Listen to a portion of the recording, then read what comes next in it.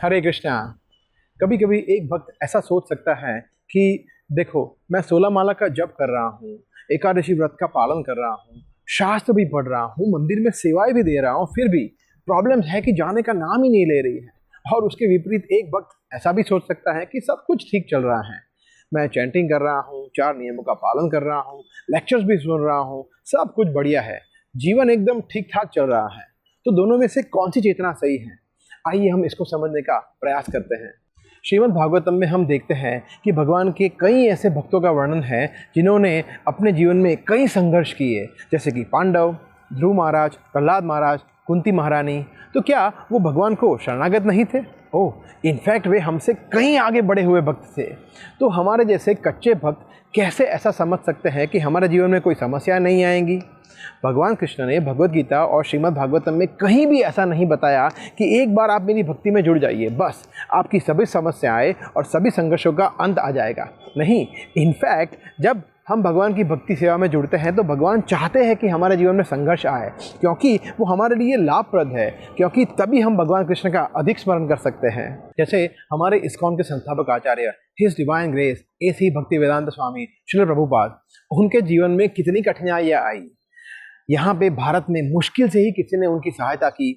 America जाते समय 2 heart attacks, वहाँ पर जाके उनका सामान चोरी हो जाना और कितनी सारी समस्याएं। तो भगवान ने उनको बहुत सारी चुनौतियां दी और प्रभुपाद हमेशा भगवान कृष्ण के स्मरण में लीन रहते थे। ये कहा गया है कि कृष्ण भक्ति एक अपहिल रास्ता है। जैसे मान लो हम गाड़ी को पहाड़ी पर चला रहे हैं तो हमें गाड़ी को और एक्सेलरेट करना पड़ेगा, नहीं तो क्या होगा, नहीं तो गाड़ी नीचे आएगी। वैसे ही अगर हमें भक्ति में आगे बढ़ना है तो हमें और अधिक प्रयास करना होगा, और अधिक श्रवण करना होगा, और अधिक भक्तों का संग, हमारी साधना को और पक्की करनी होगी, और अधिक मंदिर में सेवाएं लेनी होगी, और अधिक विनम्रता दिखानी होगी, तब जाके भक्ति में हम आगे बढ़ पा सकते हैं। अगर सब कुछ ठीक चल रहा है, अगर हम कंफर्टेबल फील कर रहे हैं, मतलब we have a serious problem, और क्या पता हम शायद भक्ति में नीचे भी जा रहे हों। धीरे धीरे हमारा उत्साह कम हो सकता है और इसको कहा जाता है एक बहुत ही बड़ा हाई रिस्क जोन। और अगर हम ऐसे किसी जोन में फंस रहे हैं तो हमें तुरंत ही जाकर भक्तों से सहायता मांगनी चाहिए। श्रील भक्ति सिद्धांत सरस्वती ठाकुर हमेशा कहते थे, कभी भी भगवान को देखने का प्रयास मत करो, परंतु ऐसी भक्ति करो, ऐसी सेवा करो कि कृष्ण स्वयं आपको देखना चाहे कि ओहो, कौन है ये मेरा भक्त, इतनी अच्छी सेवा कर रहा है मेरी। जब इस्कॉन की स्थापना हुई उन दिनों में प्रभुपाद और उनके शिष्य, उनको आराम क्या होता है ये पता ही नहीं था। वे 1 मिनट के लिए भी खाली नहीं बैठते थे।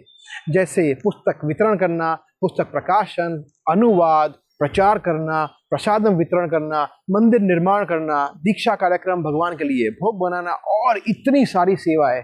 वास्तव में वे 24 घंटे कृष्ण भावना भावित थे। ये होता है सही चेतना, और इस तरह से हमें प्रयास करना चाहिए। परंतु जब हम हमारी भक्ति से संतुष्ट हो जाते हैं तो हमारे पास बहुत सारा समय बचता है। तब हम प्रजल्प करते हैं, ईर्ष्या करते हैं, भक्तों की निंदा करते हैं, वैष्णव अपराध करते हैं। तो हमें भगवान से कभी भी आरामदायक जीवन नहीं मांगना चाहिए, हमें मांगनी चाहिए और चुनौतियां और अधिक सेवाएं। हरे कृष्णा। ऐसे ही और भक्तिमय कार्यक्रमों के लिए देखिए हरे कृष्णा टेलीविजन, और इसे प्राप्त करने के लिए आप अपने केबल अथवा DTH ऑपरेटर से संपर्क करें तथा और अधिक जानकारी के लिए आज ही डायल करें 7666 839 839।